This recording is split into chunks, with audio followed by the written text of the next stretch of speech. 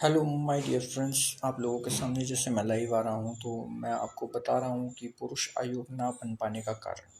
पुरुष आयोग ना बन पाने का कारण सबसे ज़्यादा हम पुरुषों पर ही डिपेंड है। कारण कि हम लोगों के साथ जो प्रॉब्लम्स हो रही होती हैं उनको हम समाज में नहीं लाना चाहते और समाज से उसे घर की चार दीवारी में ही निपटाना चाहते हैं, जिसका हमारी महिलाएं जो हमारी बीवियाँ कहलाती हैं वो इसका दुरुपयोग करती हैं। ठीक है। और कारण यही एक नहीं, ऐसे अनेकों कारण हैं पुरुष आयोग ना बन पाने के कारण। दूसरा कारण कहा जाए तो सीधे सीधे ये भी कहा जा सकता है कि जैसे कहावत थी कि पहले पहले जो था, महिला ही महिला की दुश्मन होती थी।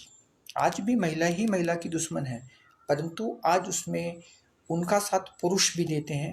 वो गलत पुरुष जो कि जैसे मैंने कल अपनी वीडियो में बोला था कि हमारा साथ वही नहीं देगा जो कि अपनी माँ, अपनी बहन, अपनी बेटी और अपनी बीवी से धंधा कराता है। क्यों? क्योंकि मैं कहता हूँ मेरी माँ, मेरी बहन, मेरी बेटी या मेरी बीवी अगर होटलों में पकड़ी जाए, ठीक है ना, पकड़ी जाए तो उसको जो है उसकी शक्ल को दिखाया जाए, उसकी शक्ल को दिखाया जाए। आप लोगों को मैं बहुत बता देना चाहता हूँ, क्योंकि ये चीज़ ऐसी है कि बहुत लोग कहते हैं कि महिला के सम्मान का हनन होगा, परंतु मैं ये कहता हूँ कि महिला के सम्मान का हनन नहीं होगा। आज से और पीछे चले जाइए, हम लोग आज भी वही किताब पढ़ते हैं आरती की जो सदियों पुरानी है, जिसमें लिखा हुआ है पूत कपूत सुने हैं परना माता सुनी कुमाता। एक आरती है, उस आरती में एक लाइन है जिसमें लिखा हुआ है कि पूत कपूत सुने हैं परना माता सुनी कुमाता है। यानी पूत नालायक हो सकता है, निकम्मा हो सकता है, नकारा हो सकता है, परंतु माँ कुमाता नहीं हो सकती, माँ कभी गलत नहीं हो सकती। परंतु मैं आपको बता दूं, इस कलयुग में वो माँ कौन सी माँ है जो अपने यार के साथ भागते वक्त अपने बच्चे का गला दबा देती है? बताइए, वो माँ कौन सी माँ है जो अपने पति को प्रताड़ित करने के लिए अपने बच्चे को मार देती है? 3 साल के बच्चे को, अनबोलते बच्चे को मार देती है। बताइए, वो माँ कौन है? वो माँ नहीं है, वो कौन है फिर? ठीक है। आपको सॉरी, जो महिला थाने में होता है, महिला थाने में जब आपकी वाइफ कंप्लेन लिखाने जाती है तो वो कंप्लेन लिख ली जाती है, परंतु वही कंप्लेन अगर आपकी माँ, आपकी बहन, आपकी भाभी, आपकी चाची, आपकी मामी, आपकी तो उनकी कंप्लेन क्यों नहीं लिखी जाती? बताइए ना, उनकी कंप्लेन क्यों नहीं लिखी जाती? क्या वो महिला नहीं है? हमारे देखिए, हमारे इस समाज में 3 जेंडर हैं, स्त्रीलिंग, पुल्लिंग और एक थर्ड लिंग, जो ना तो स्त्री होता है ना पुरुष होता है। ठीक है ना, यानी एक स्त्री, एक पुरुष और एक बीच में, जिसको हम लोग किन्नर समाज बोलते हैं। देन परंतु जब महिला कल्याण समिति में जाते हैं, जब महिला थाने में जाते हैं, तो हमें एक चौथे जेंडर का पता लगता है, परंतु वो जेंडर का नाम ही नहीं देते ये लोग। वो उस जेंडर का नाम ही नहीं बताते कि ये कौन सा जेंडर है। ठीक है, तो ये जेंडर कौन सा है, वो जेंडर हमें जानना है। हमें महिला सशक्तिकरण, महिला कल्याण समिति, महिला थाना हमें बताए कि जो लड़के की माँ है, लड़के की बहन है, लड़के की भाभी है, लड़की की चाची है, लड़की की मामी है, इसका जेंडर क्या है, कि जेंडर तो बता दीजिए हमें। वो जेंडर नहीं बताया जाता। ठीक है, पुरुष आयोग ना बन पाने का कारण है ये। क्यों? क्योंकि पुरुष वहां पर ये सवाल नहीं करता कि ये मेरी जो माँ है, इसके कपड़े उतार के देखो कहीं ये फीमेल, ना तो ये मेल, मेल तो है ही नहीं क्योंकि ये माँ है। ठीक है, ये फीमेल भी नहीं है क्योंकि इसके ऊपर जब आप इसकी बात सुन ही नहीं रहे तो ये फीमेल भी नहीं है। ठीक है, अब इसका जेंडर कौन सा है, वो जेंडर तो चेक करने के लिए तो इसके कपड़े उतारने पड़ेंगे। उतारिए इनके कपड़े और चेक करके हमें बताइए कि ये फीमेल है, मेल या क्या है। ठीक है, तो ये चीज़ हो गई। तीसरी चीज़ जो है पुरुष आयोग ना बन पाने का कारण, वो है क्योंकि एडवाइस देना। इस फेसबुक पर जो एडवाइस दिए जा रहे हैं, और वो भी वो एडवाइस दिए जा रहे हैं जिन एडवाइसों को वकील साहब, जितने भी समाज सेवी वकील हैं जो पुरुष आयोग का झंडा लेकर घूम रहे हैं, समाज सेवी वकील साहब, ठीक है, जो पुरुष आयोग की मुहिम में मिल करके हम लोगों के साथ कदम से कदम मिला के चल रहे हैं। हे मान्यवर काले कोर्ट के वकील साहब, आप लोग अगर वाकई में पुरुष आयोग बनाना चाहते हैं ना, तो पुरुष आयोग बनाने का सबसे अच्छा तरीका पता है आपको क्या होना चाहिए था? अब तक आपने हर महिला थाने में एक आरटीआई लगा दी होती और उस आरटीआई में ये पूछा होता कि आज से 10 साल पुराना रिकॉर्ड देके 10 साल से अब तक का रिकॉर्ड बताइए कि जो आपके पास जितने भी केसेस आए हैं, जितने भी महिलाओं ने केसेस किए हैं, उन केसेस की लिस्ट चाहिए हमें। अब तक कितने कितनी केसेस आपके पास आ चुके हैं, कितने केसेस स्टिल नाउ हो चुके हैं। ठीक है, उनमें से आपने कितने केसेस को सॉल्व किया है, और वो सॉल्व और कितने, वो तो फिर अपने आप कितने केसेस सॉल्व हुए हैं तो बाकी तो सारे पेंडिंग है। ठीक है, और वो सॉल्व आपने जो किया है, उस सॉल्व करने का प्रोसेस क्या था, उस, क्योंकि आपने जब सॉल्व किया होगा तो उसमें आपने लिखा होगा कि जी महिला गलत थी या पुरुष गलत था, या हमने इतना कंपनसेशन दिला के इसका तलाक करवा दिया और इसका मैटर क्लोज करा दिया, या पति मारता था तो हमने इसको डरा धमका करके इसको हमने ये कर दिया। प्रोसेस है वो, परंतु आज तक किसी भी वकील साहब ने ये आरटीआई नहीं लगाई। हाँ, वो क्या लगाएंगे आपके साथ कि आइए हम आपको लीगल एडवाइस देते हैं। ठीक है, 498A लड़ने के लिए, 125 लड़ने के लिए, ये लड़ने के लिए, वो लड़ने के लिए आपको आईडीज दी जाए, आपको लीगल एडवाइस दी जाएंगी। परंतु समाज में जो सही काम है आरटीआई लगाने का, आरटीआई लगा करके आपके अधिकारों को जानने के लिए, आप हिंदुस्तान में वो लिस्ट तैयार करने के लिए, मैं मानता हूँ कि भाई सारे जो एनसीईआरटी के डाटेस ऑलरेडी हैं कि इतने परसेंट पुरुष प्रताड़ित हैं। ठीक है, सरकारी ही डाटे कहते हैं, सरकारी डाटे कहते हैं ना। परंतु अगर वाकई में पुरुष आयोग बनाने के लिए जो ये जो हमारे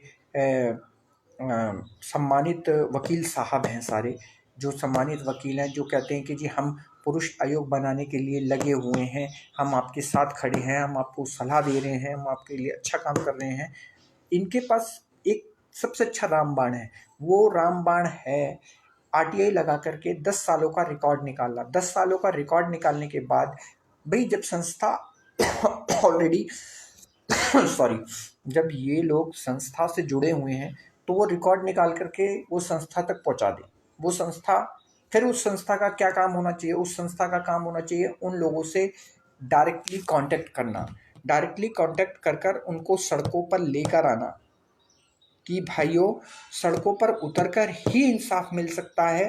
कानून के चक्कर काट काट के, तारीख ले लेकर के आज तक कितनों को इंसाफ मिला है, और लास्ट में जाके कंप्रोमाइज ही एक विकल्प बचता है।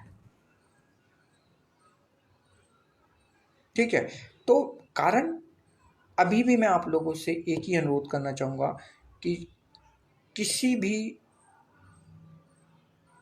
संस्था से जुड़े किसी भी वकील साहब के पास जाएं तो उनसे कहिए कि देखिए सिंपल सोबर बात है, पुरुषों के लिए कानून नहीं है, मुझे वो कानून की लिस्ट दे दीजिए जो कि मान लीजिए जो भी सेक्शंस पुरुषों के फेवर के हैं।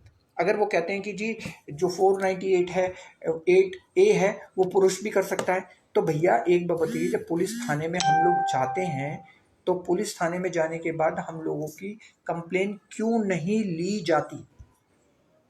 अब कहे जी पुलिस थाने में कंप्लेन नहीं ली जाती तो फिर उसको उससे बड़े अधिकारी से आप कंप्लेन करिए। बड़ा अधिकारी भी क्या करेगा?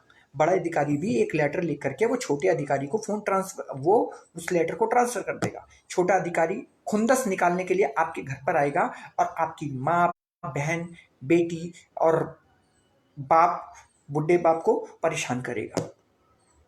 फिर आप क्या करेंगे? फिर एक कंप्लेन लेकर के फिर उसी अधिकारी के पास जाएंगे जिस अधिकारी ने नीचे वाले को वो लेटर ट्रांसफर किया था। ठीक है, जब 2018 में मेरे पास केस हुआ था, मेरे ऊपर केस क्या हुआ था, मेरी वाइफ जब भाग गई थी तो मैंने एक कंप्लेन डाली थी। उस कंप्लेन को उन्होंने कहा कि भाई आपकी शादी कैसे हुई थी, क्यों हुई थी? जी हम कुछ नहीं कर सकते, आप महिला थाने में जाइए। महिला थाने में जब मैं गया तो जी यहाँ तो महिलाओं का ही केस लिया जाता है, पुरुषों का केस लिया नहीं जाता। ठीक, यहाँ से चौकी से इन्होंने अपना पल्ला झाड़ दिया ये कह करके कि जी ये फैमिली मैटर का केस है, हम ले नहीं सकते, आप कहीं और चाहिए। ठीक है, और जब ज़्यादा अति हो गई, जब इनको पता लग गया कि मैं एक समाज सेवी, एक छोटा मोटा सोशल वर्कर हूँ, तो इन्होंने कहा कि जी महिला थाने में ये केस डाल दीजिए। महिला थाने की अधिकारी ने कह दिया जी उन्होंने तो आपको बरगला दिया है, आपको वापस जो है आप SSP DSP किसी के पास भी जा करके ये केस करिए, परंतु यहाँ पे सिर्फ महिलाओं का ही केस लिया जाता है। तो ये जो क्या है, एक गेंद है, फैमिली की गेंद है। जब पुरुष लेकर भाग रहा होता है तो क्या होता है कि जैसे वॉलीबॉल का गेम होता है, वॉलीबॉल जो गेम होता है, वॉलीबॉल का जब गेम खेल रहे होते हैं तो बॉल क्या होता है कि बॉल को बास्केट में डालना होता है। ठीक है, अब क्या होता है जब पुरुष के हाथ में बॉल होती है तो वो जब नेट तक पहुंचता है तो नेट पर जो खड़ा होता है रेफरी वो कहता है भैया तुम्हारा गोल तो उधर है। अच्छा, और वो सोच लेता है कि हो सकता है भाई मेरा गोल उस तरफ हो, कोई बात नहीं। अब वो दोबारा लेकर भागता है, दूसरे गोल की तरफ जाता है, वहां पे जो रेफरी खड़ा होता है वो कहता है भाई तुम्हारा गोल तो उधर है। तो इसी तरह से क्या होता है कि जब ये केसेस का होता है, जब पुरुष केस लेके जाता है तो उसको उसकी गेंद को नेट में डालने ही नहीं दिया जाता। पहले तो कह के कि भी आपके घर का केस, घर का मैटर है, घर में सुलझती चीज़ें, ये अच्छी बात नहीं है, ये है वो है। जब आप अति पे आ जाते हो तो जी ये महिला थाने में जाएगा ये केस, आप महिला थाने में जाके केस करिए। वहाँ पे कहते हैं कि जी यहाँ तो सिर्फ महिलाओं का केस लिया जाता है, पुरुषों का लिया नहीं जाता, इसलिए आप यहाँ नहीं कर सकते, आप अपना कहीं और जाइए। तो ये जो तरीके हैं, ये वो गेंद को कभी इस पाले में, कभी उस पाले में, कभी उस पाले में, तो कारण सिर्फ यही है कि पुरुष जब प्रताड़ित होता है या पुरुष जब प्रताड़ित होने की कगार पे आके खड़ा होता है तो वो क्या करता है, भागता कहाँ है? सलाह लेने। सलाह लेने, वो सलाह कैसी लेने भागता है कि जी मेरे ऊपर ये केस होने जा रहा है, मेरे को पुलिस से कॉल आई है, बताइए मैं क्या करूं? अरे तू ये कर, मैं बताता हूँ तुझे क्या करना है। तुझे ये करना है, एक सुसाइड नोट लिखना है और सुसाइड नोट लिख करके सीधे जो है मीडिया में दे देना है कि मैं इस तारीख में मरने जा रहा हूँ, कि भाई देखो क्यों, क्योंकि ये अति हो चुकी है। या फिर हम जैसे लोगों के साथ आकर के हम लोगों की वीडियोस को देख करके हमारी वीडियोस से हम लोगों के साथ जुड़िए और जुड़ने के बाद हमारे साथ आमरण अनशन के लिए आइए, बैठिए। और नहीं तो जाइए वकीलों से सलाह लीजिए, लीगल एडवाइजर से सलाह लीजिए, एनजीओस जो होती हैं उनसे सलाह लीजिए। आपको जैसे 20 सालों से बरगलाया जा रहा है, 25 सालों से बलगराया जा रहा है, 10 सालों से बलगराया जा रहा है, 5 सालों से बलगराया जा रहा है, आप लोगों को सिर्फ यही कानूनी सलाह देते रहेंगे। मैं आपको बता देता हूँ कि कानूनी सलाह लेने के बाद भी तो आपको कोर्ट में केस लड़ना पड़ेगा। ठीक है, बहुत कम लोग होते हैं जिनको उनका खुद का केस लड़ने की अनुमति मिलती है, बहुत कम लोग होते हैं। ठीक है, आज मैं एक स्लोगन आप लोगों को देता हूँ। वो स्लोगन क्या है? पत्नी ने किया 498A 125 और डीवी का केस, पति बन गया वकील। क्यों? क्योंकि वो वकालत पढ़ने लगता है।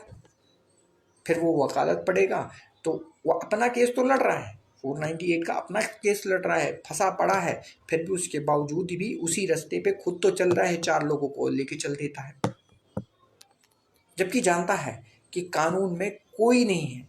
ठीक है, जब हम लोगों ने आवाज़ उठाई तो पुरुष जो महिला कल्याण समिति का सारा डिसीजन था 498A, वो पुरुषों के लिए भी कर दिया गया कि जी 498A पुरुष भी कर सकते हैं। परंतु फिर वो केस लिया क्यों नहीं जाता? महिला केस, उस केस को लेके थाने में पहुंचे तो फट से उसकी सुनवाई हो जाती है, परंतु अगर पुरुष उस केस को लेके पहुंचता है तो कोई सुनवाई नहीं होती। क्यों?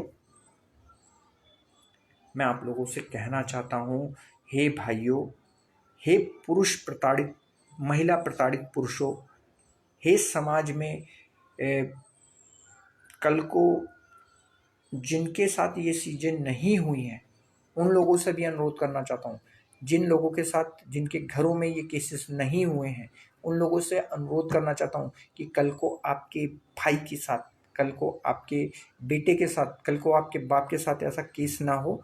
इसलिए आइए हमारे साथ, इस जो एक तरफा कानून है, ठीक है, अभी कली की बात ले लीजिए।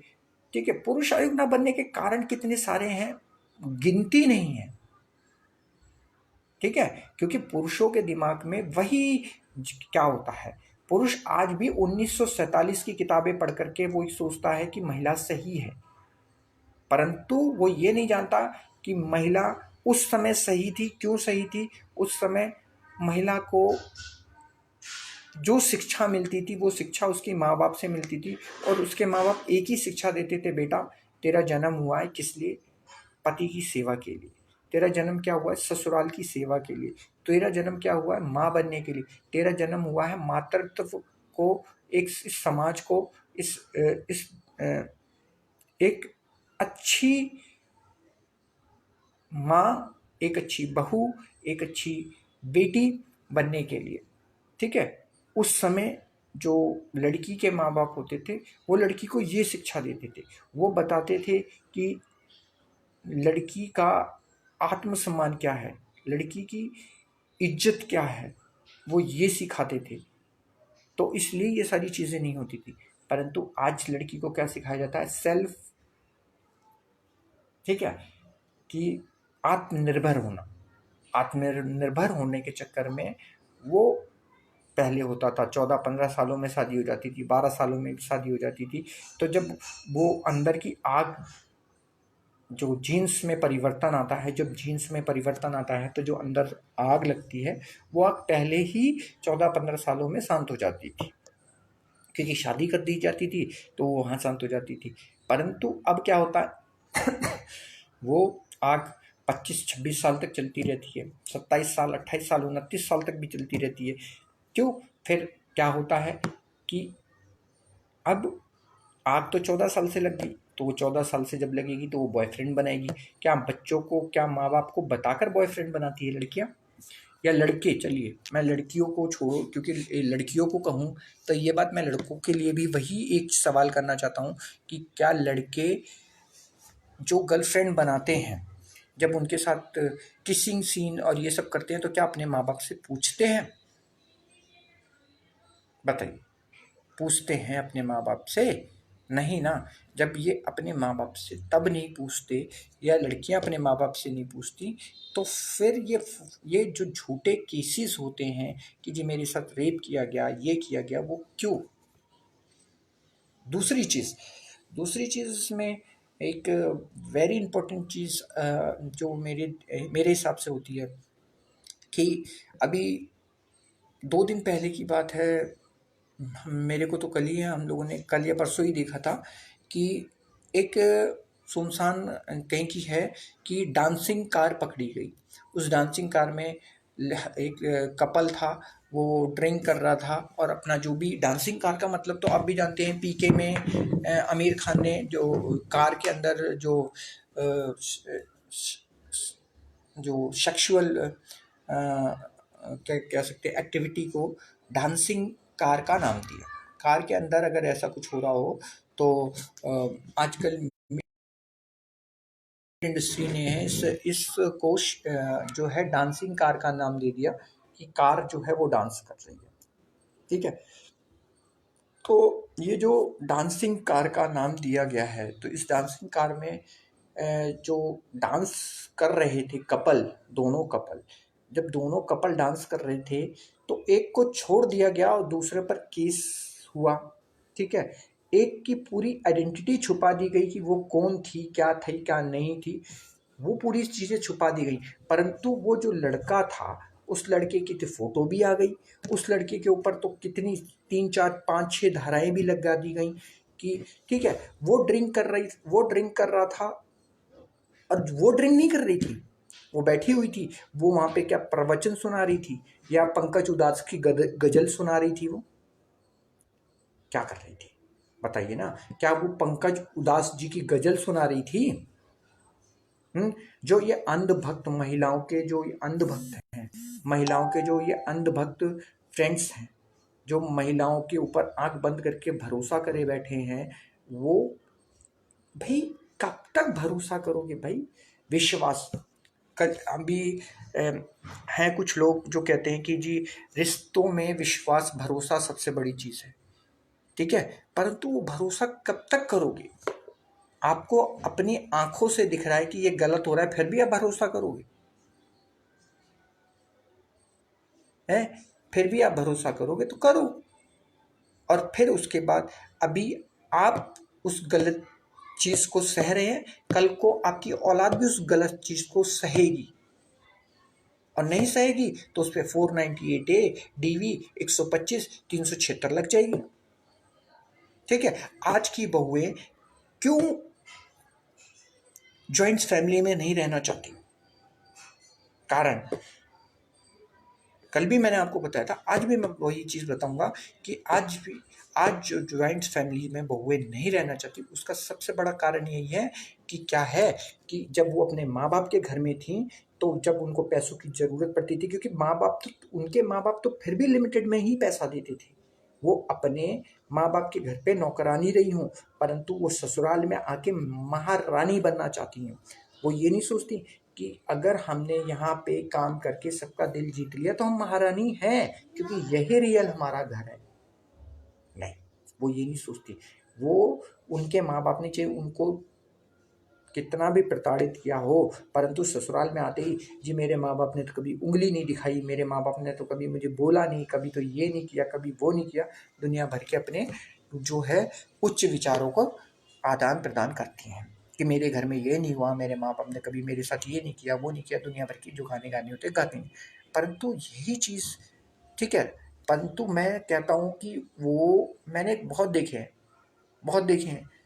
ठीक है ना, कि लोग ये कहते हैं कि हमारे घर में कुछ नहीं होता था, हम अपने घर में तो फूलों की चादरों पे सोते थे, ये है वो है। ऐसा कुछ नहीं होता। ये अपने घर में तो नौकरानी से भी बदतर होती हैं, और जब यहाँ आती हैं तो महारानी बनने की कोशिश करती हैं। ठीक है, तो ये सारी चीज़ें हैं। तो कारण वही मैं आपको बताना चाह रहा हूँ कि सिंपल सोबर बात है कि आज के ज़माने में जॉइंट फैमिली में महिलाएं क्यों नहीं रहना चाहती? वो इसलिए क्योंकि जो उन्होंने अपने मायके में किया होता है, जो मायके में उनको फ्रीडम मिला होता है कि कॉलेज के नाम पे जब वो होटलों में जाती हैं, वहाँ पर अपनी कुकर्म करती हैं, जब पकड़ी जाती हैं तो भी उनका मुंह ढक दिया जाता है, मुंह ढक करके उनको छोड़ दिया जाता है, वार्निंग दे करके, या फिर पुलिस वाले ये कानून अपना पैसा लेकर के उनको छोड़ देती है और पुरुषों को जेल में डाल देती है। अगर यही कानून ये कहे कि जो होटलों में महिलाएं पकड़ी जाती हैं, चाहे वो किसी की बहन हो, किसी की बेटी हो, किसी की बीवी हो, किसी की माँ हो, पकड़ी जाएंगी तो शक्ल दिखाई जाएगी। Social media, newspaper, news channels में सब में उनकी शक्ल दिखाई जाएगी। लिख के देता हूँ, ये केसेस खत्म हो जाएंगे। लिख के देता हूँ, गारंटी के साथ देता हूँ, ये केसेस खत्म होंगे। परंतु क्या है, समर्थन नहीं करना। मैं क्यों?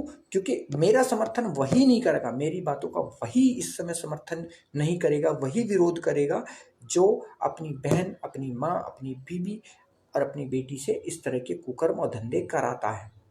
नहीं तो 80 नहीं, 100 नहीं, 200% लोग मेरा समर्थन करेंगे कि जो औरतें होटलों में पकड़ी जाती हैं, चाहे वो अनमैरिड हो या मैरिड हो, उनकी शक्ल समाज के सामने दिखाया जाए कि भैया ये जो होटलों में गई थी, कौन सी भागवत करने गई थी, कौन सी गीता करने गई थी, कौन सी रामायण करने गई थी, कौन सा सुंदरकांड करने गई थी, या कौन सी बाइबल पढ़ने गई थी, या कौन सा अगर वो कुरान पढ़ने गई थी, कौन से गुरु ग्रंथ साहब पढ़ने गई थी,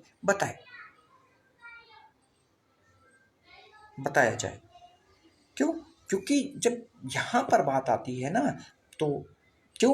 क्योंकि अभी देखिए 2-3 महीने पहले की बात है कि अब सुप्रीम कोर्ट में किसी ने PIL लगा दी है कि जी डाइवोर्स का जो केस चल रहा था उस केस में जो है महिला का नाम हटा दिया जाए क्योंकि उसके मान सम्मान का हनन हो रहा है।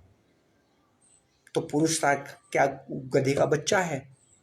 जब पुरुष से कहो, पुरुष आयोग ना बन का पाने का कारण, दूसरा एक और कारण है पुरुष आयोग ना बन पाने का कारण, वो क्या है कि पुरुषों को जब बोलो कि आइए सड़कों पर आए तो वो अपनी नौकरी नहीं छोड़ना चाहते, खासकर स्पेशल ऑफ गवर्नमेंट एम्प्लॉयज़।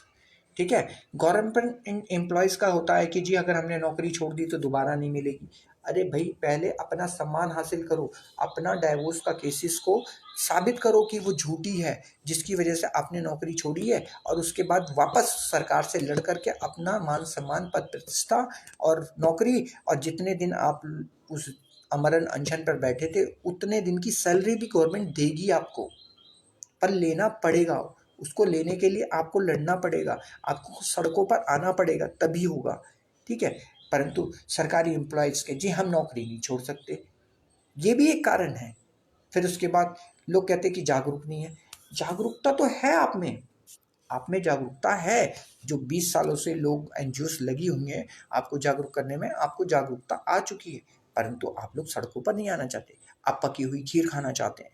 ठीक है, आप लोगों से कितनों से कहा मैंने कि आप लोग अपनी आप बीती को लाइव आकर बताने की कोशिश करें, और लाइव आने से पहले मुझको या बहुत सारी संस्थाएं हैं, सब संस्थाओं को मैसेज दे दीजिए कि कल मैं लाइव आऊँगा या 2 दिन बाद मैं इस टाइम पर लाइव आऊँगा। आप लोग हमारी वीडियोस को देखिए, देखने के बाद डिसाइड करिए कि क्या मैं गलत हूँ।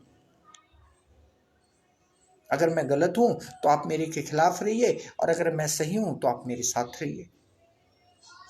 परंतु अभी तक मुझे सिर्फ हम ही लोगों ने, ठीक है ना, थैंक्स फॉर दिस गाजियाबाद से Gaurav, and thanks for this Narendra Poladi ji, and thanks for this Mahendra sir of and Chennai side से।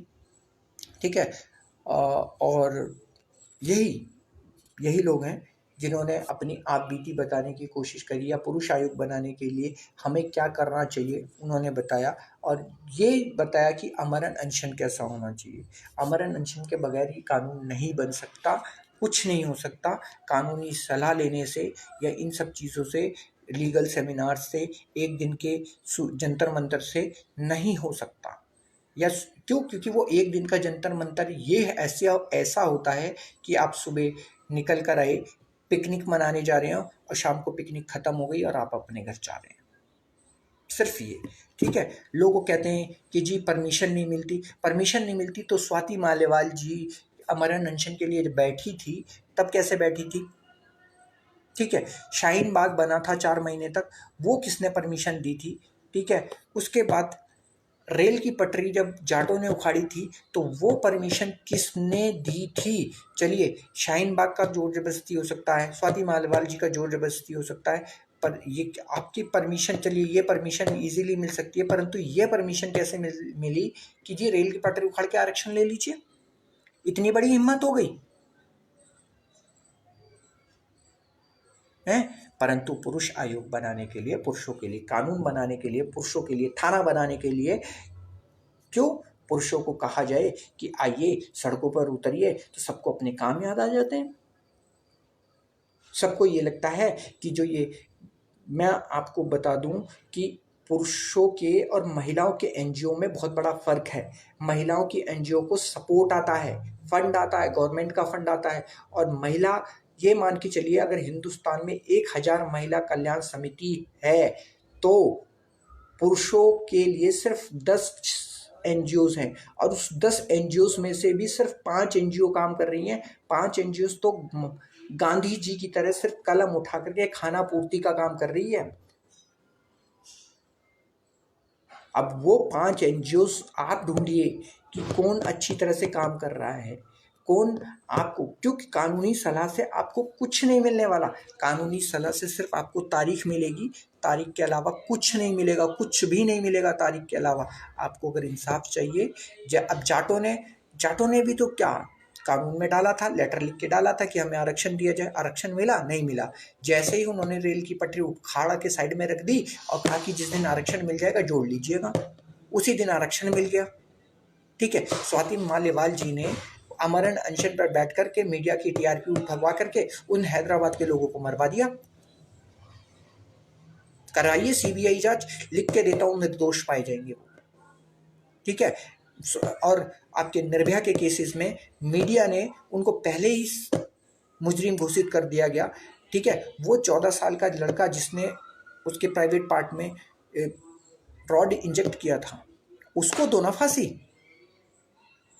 उसको नाबालिग कह के उसको छोड़ दिया गया। अरे जो ये तो बलात्कारी थे, इनको आजीवन कारावास होना चाहिए था, पर फांसी होनी चाहिए थी उस लड़के को, 14 साल के लड़की को। उसको फांसी क्यों नहीं दी गई? क्योंकि वो नाबालिग था। कौन सा कानून है भाई? होटलों में जो महिला पकड़ी जाती है उसकी शक्ल छुपा दी जाती है, पुरुष की दिखाई जाती है। अब क्या होगा कि जो तलाक लेने वाली महिला है उसका नाम छुपा दिया जाएगा, जो तलाक नहीं दे रहा है उस पुरुष का नाम जरूर लिखा जाएगा। ठीक है, महिला भाग के जाएगी और क्या कहेगी, पुरुष भाग के चला गया जी मुझे तलाक दे दो, तो आपको जो है एक्स पार्टी तलाक भी मिल जाएगा। ठीक है, उसके बाद अगर 4 दीवारी के अंदर, दूसरी बात ये सारे ना बन पाने के कारण है। क्यों? क्योंकि पुरुष लोगों को आवाज उठा करके सड़क पर आना नहीं चाहते। पुरुषों, आवाज उठाइए, सड़कों पर आइए। ठीक है, दूसरी बात, किसी भी डिस्ट्रिक्ट कोर्ट हो, हाई कोर्ट हो, आप साफ कहिए कि जी मैं जो है ठीक हूँ, मैं गलत हूँ, मेरी बीवी ने बोला है ना मैं गलत हूँ, हाँ ठीक है मैं गलत हूँ, पर पूरे हिंदुस्तान को नहीं पूरी दुनिया को पता लगना चाहिए कि मैं गलत हूँ। और वो गलत यहाँ पे मीडिया बैठाइए, मीडिया ट्रायल लीजिए। ट्रायल कैसा होना चाहिए? लाइव टेलीकास्ट होना चाहिए, और जो पुरुष बोलता है उस बयान को भी रिकॉर्ड लाइव होना चाहिए, और महिला जो हो बोलेगी वो भी लाइव होना चाहिए। उसके बाद 1 महीने तक उस पर इन्वेस्टिगेशन मीडिया के साथ मिलकर चलना चाहिए, और जहां जहां इन्वेस्टिगेशन हो उसकी लाइव टेलीकास्ट हो। अपने आप पता लग जाएगा कि महिला गलत है या पुरुष गलत है। मेरे केसेस में लिख के